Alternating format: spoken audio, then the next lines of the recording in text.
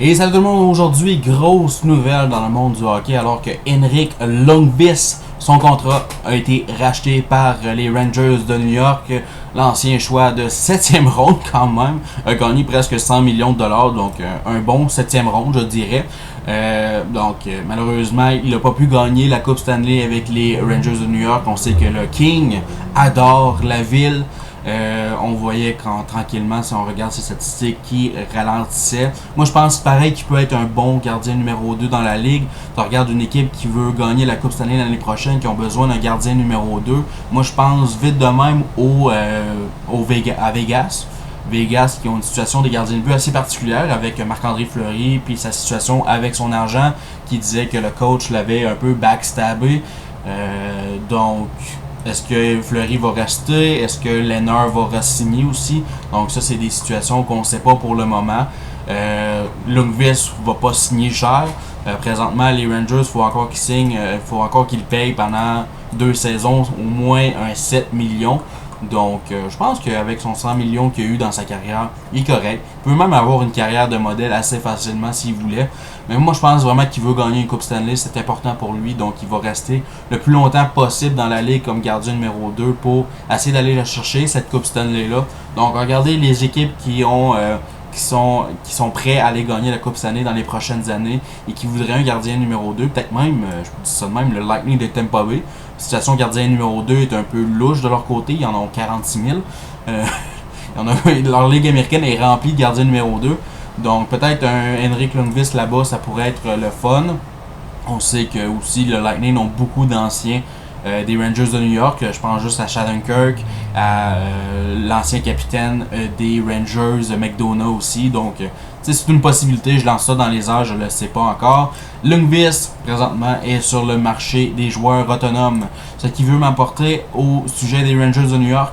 Moi, je pense vraiment qu'on va prendre une excellente direction du côté des Rangers. Je ne sais pas si vous vous rappelez, en 2015-2016 environ, je ne me rappelle pas par cœur l'année, mais on avait envoyé une lettre aux fans pour dire, écoutez, on va reconstruire, l'équipe va pas être bonne. Si vous achetez des billets, attendez-vous pas à avoir des victoires. Ils l'ont fait. Après ça, ils ont comme été en reconstruction rapide en allant chercher Jacob Trouba et par la suite Artemi Panarin. Et là, à ce moment-là, aujourd'hui, présentement, l'une des équipes avec le plus beau futur devant eux, selon moi, c'est les Rangers de New York. Si on regarde leur effectif, là, sont fin vingtaine, donc c'est encore des jeunes, des joueurs qui peuvent en donner beaucoup pour l'organisation pendant plusieurs saisons.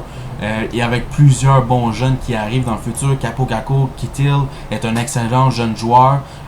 Défensivement, là, sérieusement, c'est incroyable ce qu'ils ont présentement. D'Angelo, lui, il va demander un nouveau contrat cette année. J'ai hâte de voir ce qu'il va recevoir. Mais un excellent défenseur. Adam Fox, Lindgren, tous des bons défenseurs. Gardien de but, c'est très solide avec Shesterkin et Georgiev. Plusieurs personnes voulaient avoir Georgiev dans leur équipe la saison dernière, mais les Rangers ont décidé de le garder avec une bonne raison, c'est qu'on pensait racheter le contrat d'Henrik Lundqvist. Donc si on regarde là, présentement, ils ont 23 millions de disponibles sur la masse salariale et ils en payent quand même 13 millions essentiellement la saison prochaine à des joueurs qui ne jouent plus avec eux autres. Mais la saison d'après, on diminue beaucoup. Et il y a des joueurs comme Brendan Smith qui ne signeront pas à ce montant-là. Oubliez ça, Brendan Smith n'est pas un joueur de 4 millions. Donc, moi, je pense que le futur du côté des Rangers est vraiment beau. Moi, je pense que pendant les 10 prochaines années, attendez-vous à voir les Rangers et les Hurricanes de la Caroline. C'est deux équipes que je pense que dans l'Est, ils ont le plus beau futur devant eux et qui vont dominer pendant des années à suivre.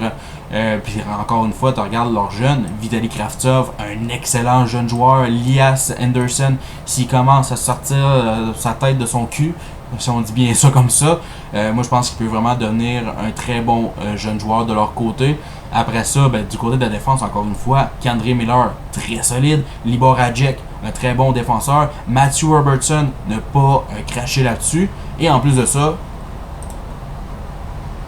un certain Alexis Lafrenière qui va, je pense qu'on va le dire, il va aller du côté des Rangers, puis il va jouer la saison prochaine. Puis en plus de ça, tu as un choix de 22e au total. Là, qui m'amène aussi au marché des joueurs autonomes. Beaucoup de rumeurs d'échange aussi. Je sais qu'ils veulent aller chercher Krug, il y a le potentiel. On peut échanger un choix de 22e au total assez facilement du côté des Rangers. Leurs jeunes sont déjà très excellents, donc pas besoin d'avoir un autre choix de premier tour.